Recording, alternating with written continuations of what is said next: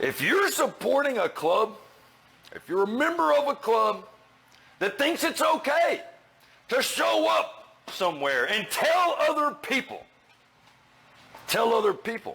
what they can wear at the threat of gunpoint and gun violence, then you are a POS.